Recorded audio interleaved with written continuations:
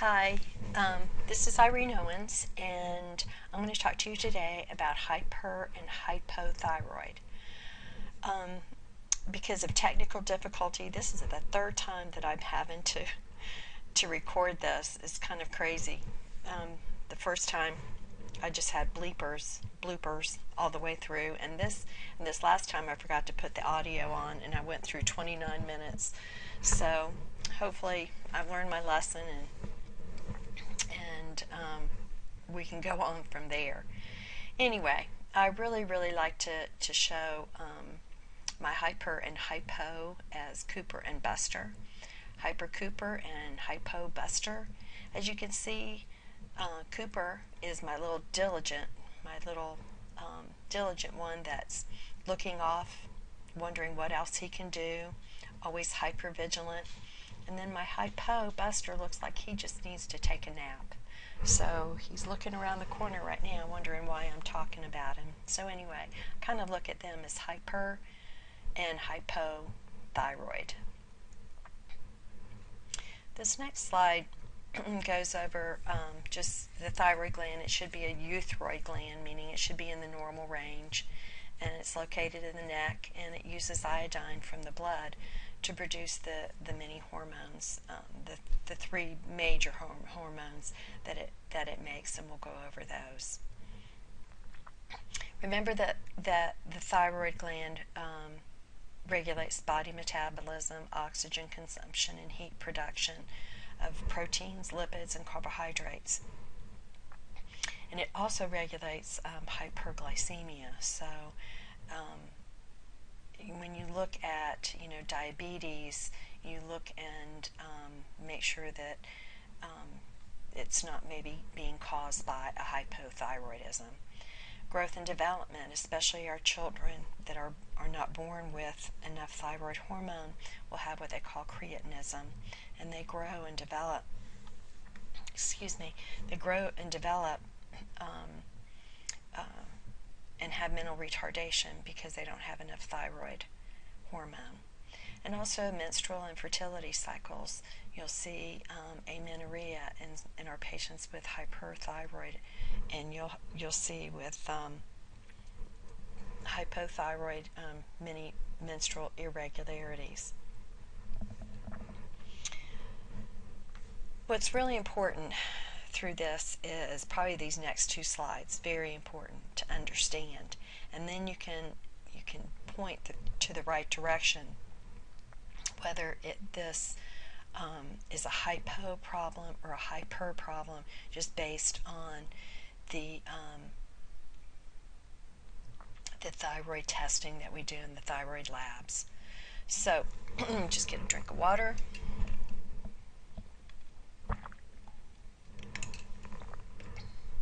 The hypothalamus gland releases, that's kind of the father in the household, releases TRS, which is thyroid releasing hormone. That thyroid releasing hormone, the father tells the mother, who is the anterior pituitary gland, to release TSH. So there's communication between the hypothalamus and the pituitary gland, and then the pituitary gland then tells the kids, which is the thyroid gland, to produce thyroxine, T4, triiodothyramine, T3, and calcitonin, and especially the T3 and T4. But, and this is the but, if the hormone levels are high, the TSH release is inhibited. And if they're low, the TSH, sorry, that's a typo there, the TSH release is increased through a negative feedback system.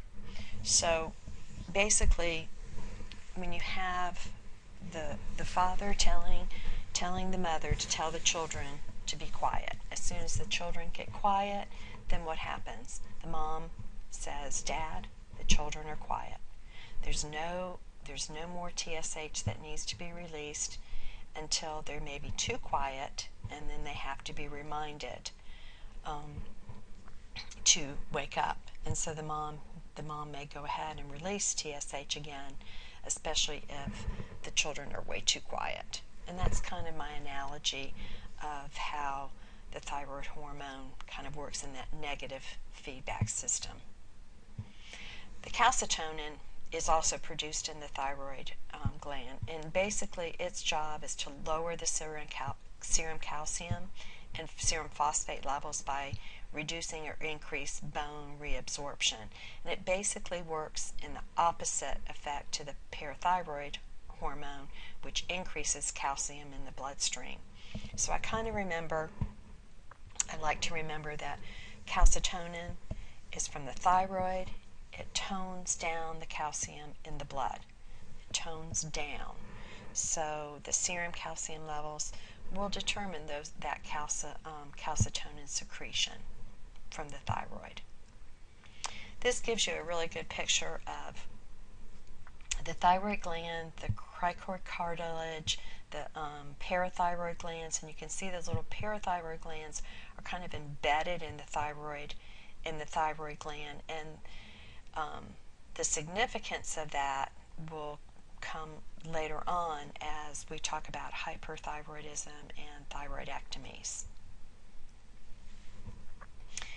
Nursing assessment, we need to assess for any kind of change in metabolism. So we look at weight, increase, decrease, increase in appetite, decrease in appetite, changes in vital signs, resting heart rates, very important, change in texture, appearance of the skin, change in appropriate intellectual level for age, irritability, excitability, any nervousness, change in mental confusion or lethargy. And I know it's not listed there, but depression, especially in our elderly, we always need to look and make sure that our thyroid, instead of jumping on antidepressants, make sure our thyroid is in normal limits. I'm not going to go over this slide yet because it's not where I want to be, so I'm going to scroll down a little bit because it kind of goes all over the place here. I wanted to talk to you now about hyperthyroidism, and this condition is characterized by excessive amounts of thyroid hormone in the bloodstream.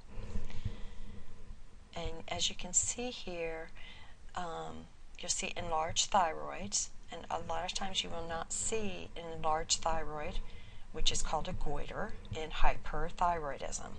Like you can hardly see anything in here, and sometimes you can't palpate that thyroid, sometimes you can't.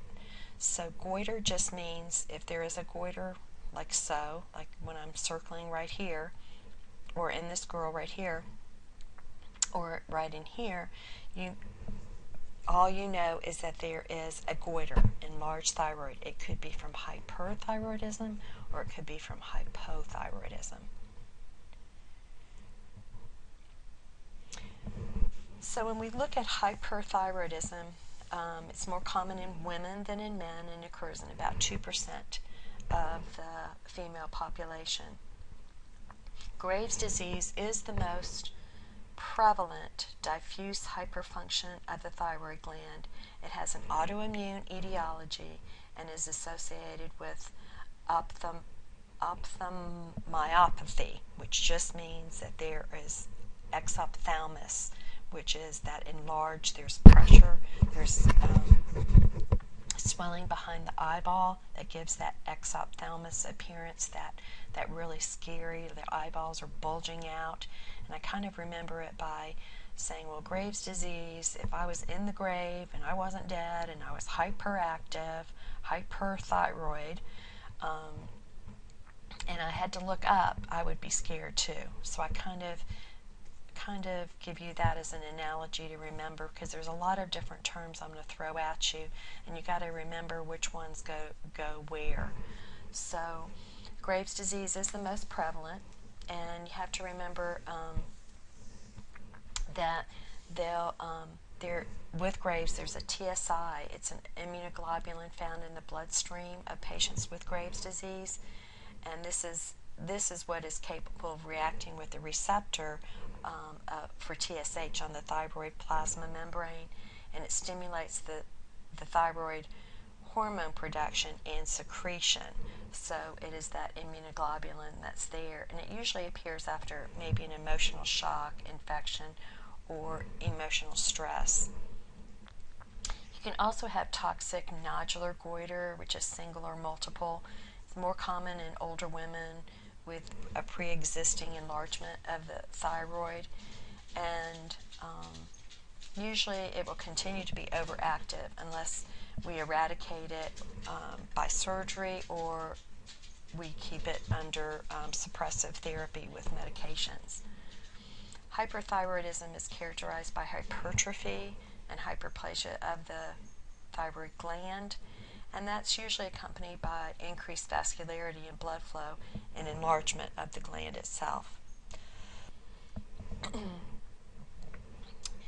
Excuse me, sometimes I'm going to cough in between here, but most of the signs and symptoms resulting from increased metabolic rate, excessive heat production in the patient, increased neuromuscular and cardiovascular activity, and hyperactivity of the sympathetic nervous system.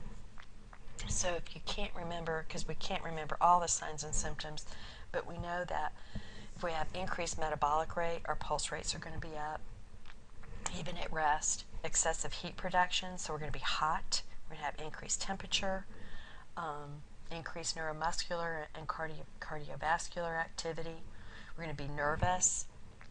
We may have palpitations. We may have AFib, and hyperactivity of the sympathetic nervous system. What does that do? Well, hyperactivity, we're going to have diarrhea, we'll be nervous, we'll lose weight. So those are all things that we're going to go over, but it kind of gives you, in a nutshell, the different systems that it is going to affect.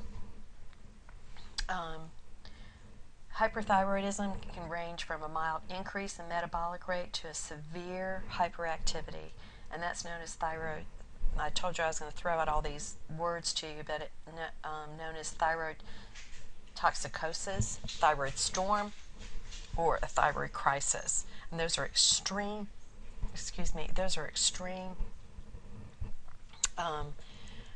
debilitating disorders that are caused by hyperthyroidism that is out of control. And also, you have to remember that hyperthyroidism can also be the result of ingestion of excessive amounts of thyroid hormone medication.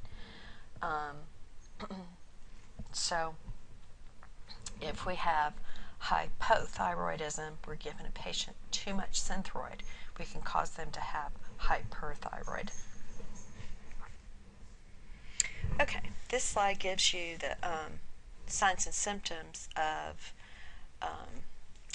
hyperthyroidism: nervousness, emotional ability, irritability, apprehension. You have difficulty sitting quietly, rapid pulse at rest and on exertion. Usually ranges between 90 and 160. The patient also may complain of palpitations, heat intolerance, profuse perspiration, flushed skin. Hands may be warm, soft, moist, fine tremors of the hands, change in bowel habits, constipation or diarrhea. Usually it's diarrhea.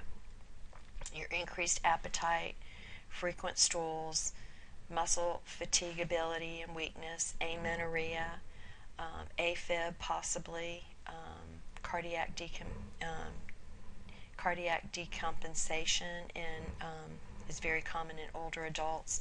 Those bulging eyes, exophthalmos, is seen only in Graves' disease. Thyroid gland may be palpable. A bruit may be auscultated over the gland.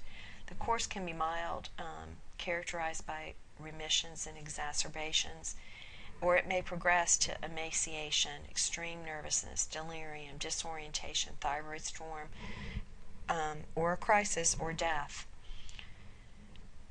Remember that the thyroid storm or crisis is an extreme form of hyperthyroidism, and it's characterized by hyperpyrexia, diarrhea, dehydration, tachycardia, arrhythmias, extreme irritation, delirium, shock. And a thyroid storm also can be precipitated by any kind of stress or inadequate preparation for surgery in a patient that has known hyperthyroidism. and basically what that means is that you have to get the patient that is hyperthyroid to a euthyroid state before you do surgery, because manipulation of the thyroid gland during surgery will stimulate thyroid hormone and then can precipitate the thyroid crisis and thyroid storm.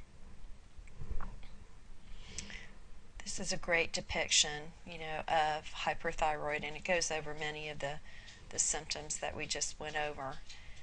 It's just kind of a neat little diagram.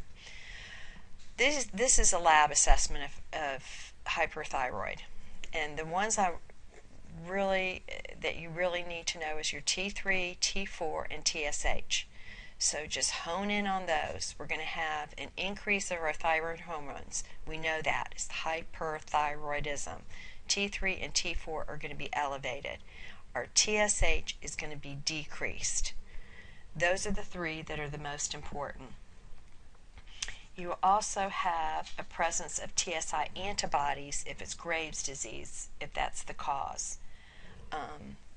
And those are the only ones that I want you to really worry about, but you have to know those. T3 and T4 are increased. So if those are increased, then TSH will be decreased. They may also do a thyroid scan and an ultrasound, and most definitely we're going to be doing an ECG. We want to make sure that we treat for any abnormalities of the heart, and we know that they're going to have increased heart rate and possibly AFib. Our nursing diagnosis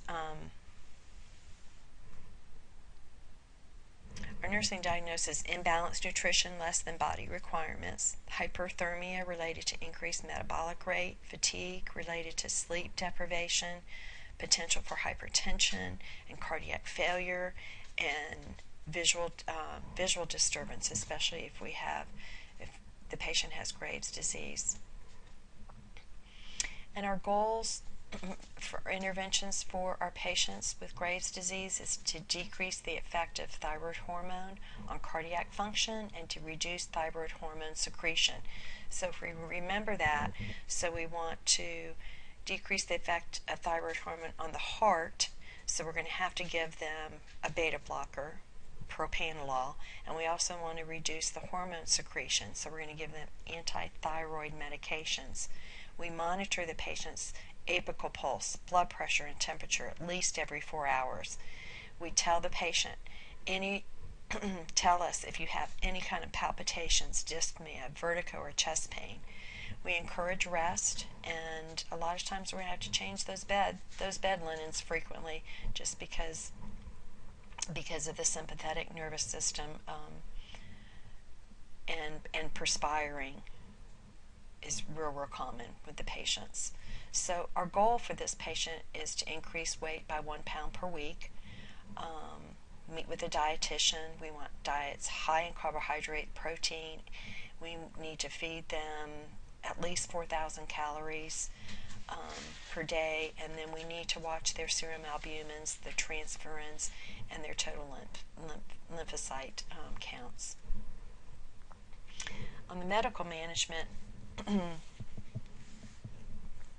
we want to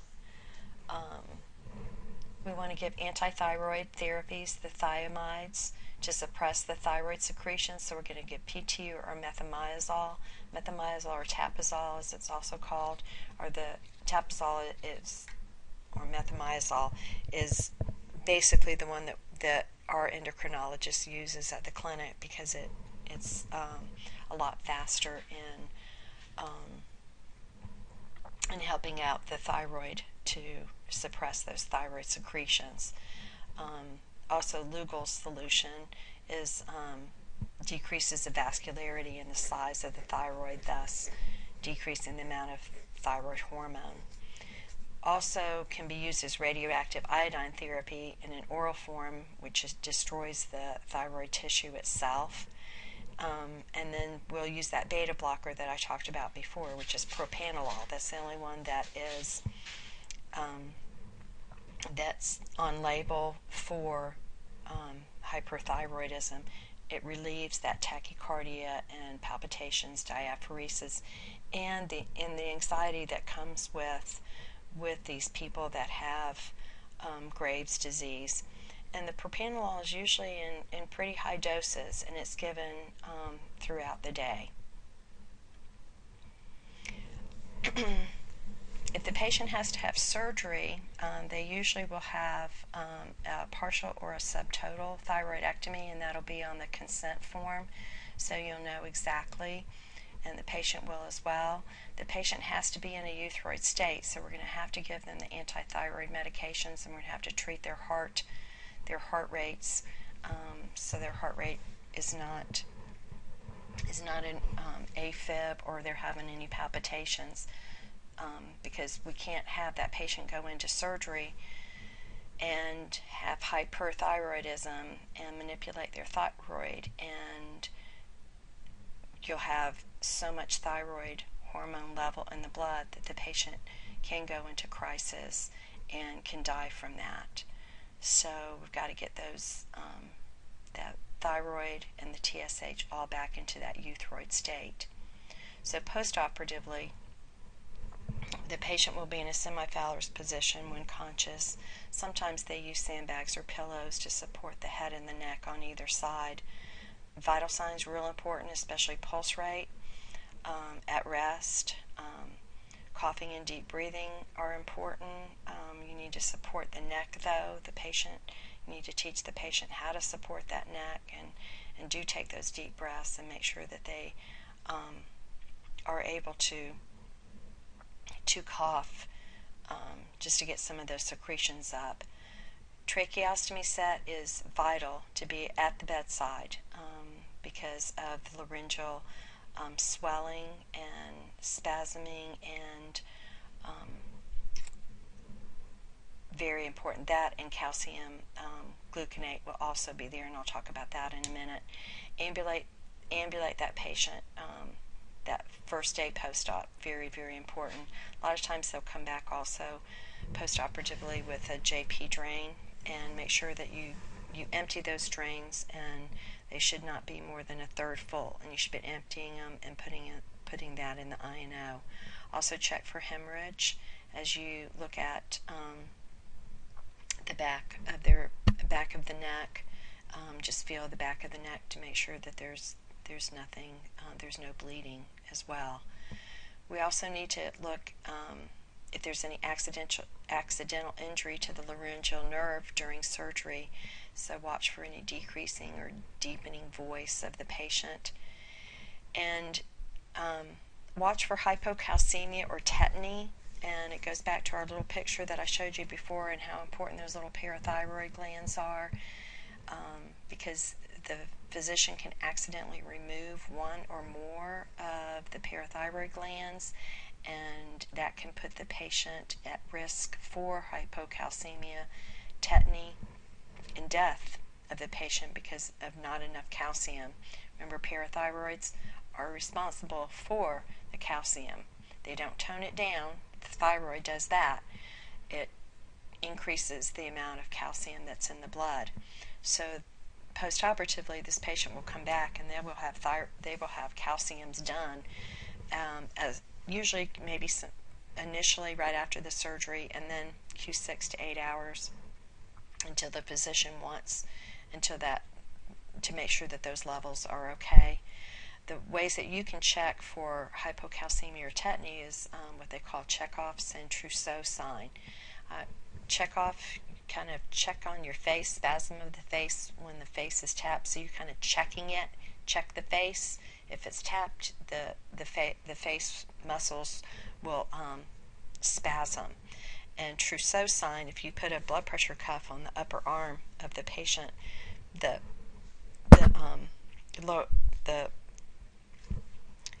lower arm will constrict back up into the chest area, so you'll have spasm of that arm when you constrict the upper arm. When we postoperatively, we have to manage the hypocalcemia with either calcium carbonate or calcium gluconate. At home, they'll have to be on a calcium supplement and on vitamin D. We also look for hemorrhage, and of course respiratory distress from any swelling or tetany is very, very important for us. It's probably our number one nursing priority when we talk about our patients that come back from a thyroidectomy. And the thyroid storm and that crisis that we talked about is that overactivity of that thyroid by excessive thyroid hormone. It's life-threatening. And we have to give antipyretics. We have to treat all the different symptoms that this patient's having, giving them parenteral antithyroid drugs followed by the potassium iodine, corticosteroids, decrease inflammation, propranolol to relieve, the heart arrhythmias that the patient may have. But this is that very, very severe form of hyperthyroid, and it's called thyroid storm or crisis. And this picture just gives you a visual of what hyperthyroid is, and this happens. The exophthalmos happens only with Graves' disease. So in our health teaching, we need to review the signs and symptoms of hyperthyroid with our patients. And if they've had surgery, they're going to be on Synthroid. So we have to teach them not only hyperthyroid, now we got to teach them about hypothyroid. And then when we put them on Synthroid, then we got to teach them again about hyperthyroid, so we can have too much or too little. So we always have those hormones checked, real regularly. Usually, especially if you make a change in the amount of thyroid, you usually have it checked every 6 to 8 weeks.